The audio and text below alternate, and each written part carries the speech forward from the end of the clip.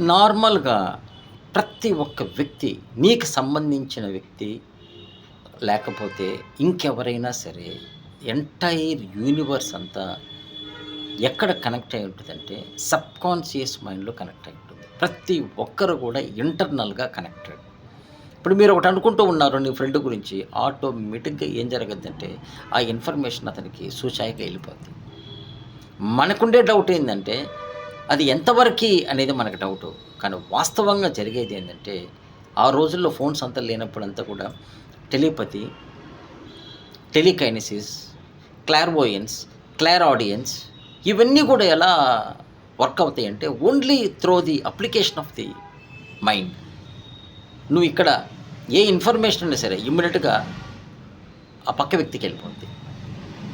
అందువల్ల ఇంటర్నల్‌గా ప్రతి ఒక్కరు గూడా కనెక్టెడ్. అందుకే నేనేం జెప్తానంటే, మీకు ఏది కావాలన్నా ముందు మీరు చేయాల్సిన పనేందంటే, ఇంటర్నల్‌గా క్లియర్‌గా ఒక క్లారిటీ, మీరు ఎంత క్లారిటీ మైండ్‌కిస్తారో, మీకు అంత పాజిటివ్ రెస్పాన్స్ మీకు ఇమ్మీడియేట్‌గా వస్తది. అది ఏమైనా కానీ జీవితంలో.